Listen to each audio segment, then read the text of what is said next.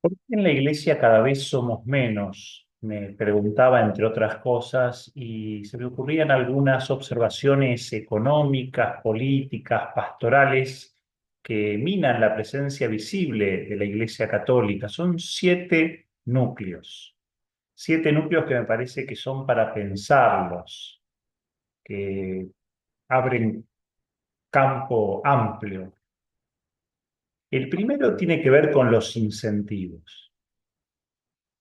Creo que no se puede persuadir únicamente alentando valores evangélicos en el sentido químicamente puros, porque conduciría a un voluntarismo espiritualista y muchos claudicarían.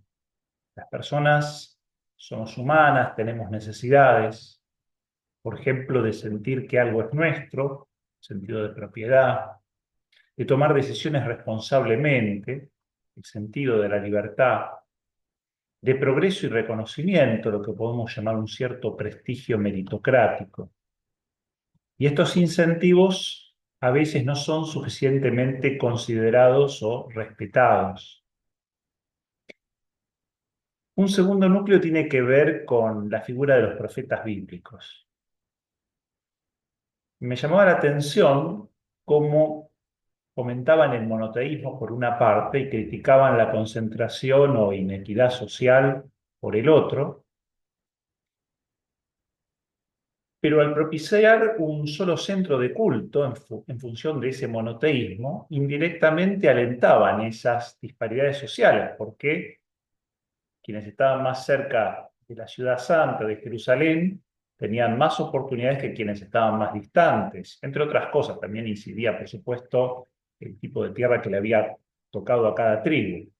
Pero evidentemente los profetas tenían un mensaje espiritual, pastoral, teológico, y sin embargo eso generaba, desde una perspectiva económica, su contrario. Tenían un mensaje pastoral, pero con implicancias económicas en lo social, manteniendo el monoteísmo asociado a un solo templo. En el fondo lo que se estaba haciendo era alentar la disparidad social. Creo que lo mismo puede suceder hoy con la sinodalidad. Más que empoderar al pueblo de Dios, puede terminar legitimando la concentración de autoridad o poder en manos de los obispos. Por supuesto, la intención es pastoral, que cada bautizado pueda ejercer su profetismo sacerdotal y real, pero muchas veces los efectos terminan siendo inversos. Un tercer núcleo tiene que ver con el control pastoral central, vamos a decir, sobre todo central de las diócesis. Cuando es excesivo, termina limitando la inversión en capital, varios tipos de capitales. En primer lugar, de capital económico, las propiedades. Pensemos que en muchas diócesis, la gran mayoría de los colegios, hospitales u otras obras de caridad históricas fueron construidas y llevadas adelante por órdenes o congregaciones en el pasado.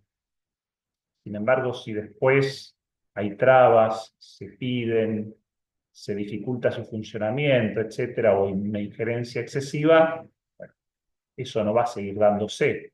Pero también la inversión de capital simbólico. De hecho, en la iglesia hablan con autoridad las siempre mismas personas. Hay como un discurso bastante único. Inversiones de capital intelectual, porque lo único que hay que hacer es adherir con un amén, o en todo caso citando autoridades. De capital social, porque se va generando un sistema de vasallaje, donde los pastores se convierten en encomenderos. Esta metáfora me parece muy fuerte, pero hace pensar por qué el puesto entonces el peso está entonces puesto no en la siembra inclusiva, sino en la cosecha extractiva, dejando tierra arrasada. Es decir, el buen pastor, ¿qué hace? Mira cómo sembrar o cómo hacer crecer el rebaño, pero en clave expansiva. En cambio, el encomendero lo que busca es qué puede sacar de lo que ya hay. Busca recoger, no le interesa el futuro. En cuarto lugar, un efecto boomerang. Si la confianza se pierde, todo se achica. Es decir, este control pastoral central genera lo contrario de lo que se espera. En realidad, genera su efecto lógico. Si hay mucho apriete, los recursos se escapan, se van. Esto pasa como en la economía. Si hay muchos impuestos, si hay muchas trabas, muchas normativas, nadie viene a invertir. La vida pastoral prospera en contrapartida fuera de los centros de control. Por eso prosperan en las periferias, rurales o villas urbanas, pero habría que pensar si a largo plazo algunas de estas iniciativas son sustentables. Sobre todo prospera en espacios virtuales, donde hay creatividad y despliegue porque el control no llega. Algo en el acompañamiento espiritual, pero justamente fracasa este proceso al momento de la inserción comunitaria por falta de empoderamiento. Es decir, cuando empiezan las presiones, las personas terminan como escapándose. Un quinto núcleo tiene que ver con la legitimidad. En la Iglesia y de la mano de las autoridades, la legitimidad es lenta, pesada y costosa.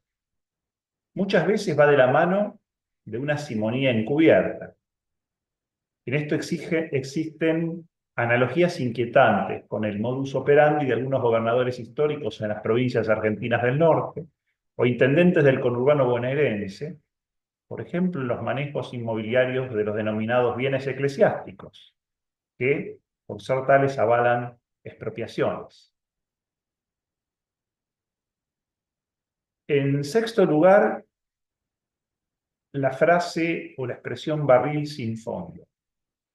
En la iglesia hay que dejarlo todo hasta agotarse, librar cheques en blanco, incluso sin incentivos, por pura fe. El cristianismo retrocede y termina quedándose en la adhesión formal a la estructura eclesial, la gente que no tiene otras alternativas, es la única que se queda.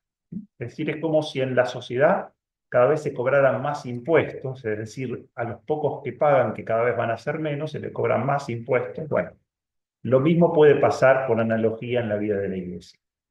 Y por eso la espiritualidad se termina buscando en otras partes, en los evangélicos, en las místicas orientales, en la cábala hebrea, etc. Lo eclesiástico, junto a los obispos, son cada vez menos creíbles. La idea es que hacen fulbito para la tribuna, que en realidad se piensa desde el do et des, te doy para que me des. Todo muy calculado.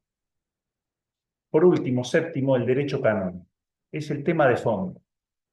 Llegado el caso, al no impedirlas, por razones pastorales, termina el derecho canónico legitimando inmoralidades en relación al manejo de personas, bienes, procedimientos, etc. Las decisiones administrativas concretas son el contrapunto realista del fulbito pastoral y muchas veces no tienen nada de evangélicas, volviendo al primer punto. Por eso hay que recuperar también el sentido común del humano.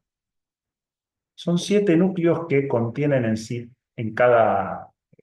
mismos una gran riqueza, me parece. Es decir, muchas connotaciones, muchas repercusiones, muchos elementos que dan que pensar y que me parece que conectados son algunas de las causas centrales que van haciendo que el cristianismo, en el formato histórico que tiene, por lo menos en los ámbitos que uno conoce, no solo no crezca, sino que más bien vaya retrocediendo.